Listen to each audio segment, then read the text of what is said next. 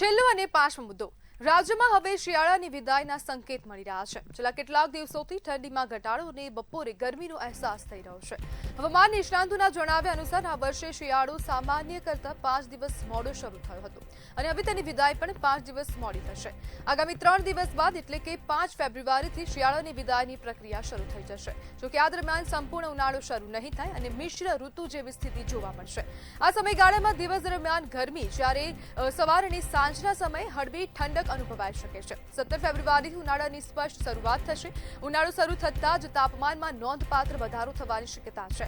આ સાથે જ ચોમાસાને લઈને પણ સકારાત્મક સંકેત આપવામાં આવ્યા છે। આવનાર ચોમાસું સારું રહેવાની પણ શક્યતા હવે હવામાન નિષ્ણાંતો દ્વારા કહેવામાં આવી રહ્યું છે। આ જ મુદ્દે ચર્ચા કરવા માટે આપણી સાથે ખેડૂત જોડાઈ ગયા છે સુભાષ ભાદરકા।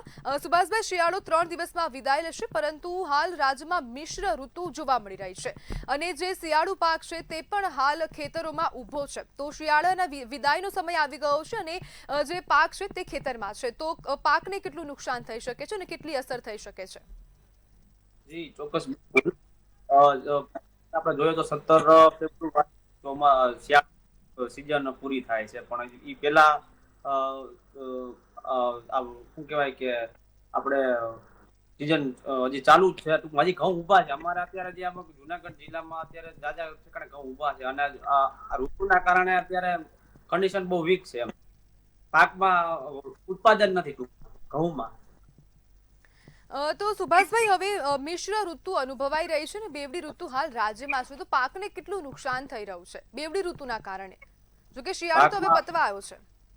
હા, પાકમાં નુકસાન જે ઉતારો બેસે ઘઉંમાં તે ઉતારો નથી બનતો અને હાલ જે આપણે ઘઉંમાં ગળાની ઠંડીના કારણે વસ્તુ છે તેના કારણે હાલો જી સુભાષભાઈ, આપનો અવાજ આવે છે। ઠંડીના કારણે ગળાની પ્રક્રિયા વધી ગઈ છે, એટલે એના માટે ઘઉં જે 2 બેના જગ્યાએ 1.5 ઉતરે છે ઘઉં, એટલે સરેરાશ નુકસાન વધારે છે ઘઉંમાં।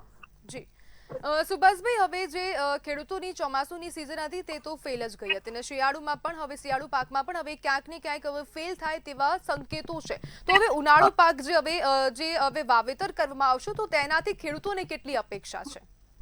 આગાહીના રિપોર્ટ પ્રમાણે તો આ વર્ષ આપણે ચોમાસું એકંદર સારું રહેવાની શક્યતા છે। જી, એક કૃષિ ક્ષેત્ર માટે ખૂબ જ ઉત્સાહ અને આશા સમાચાર છે, પણ ખેડૂત માટે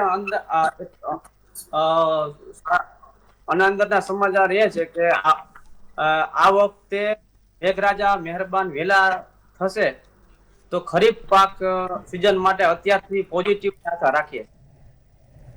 જી બિલકુલ સુભાષભાઈ, જોડવા બદલ આપનો આભાર।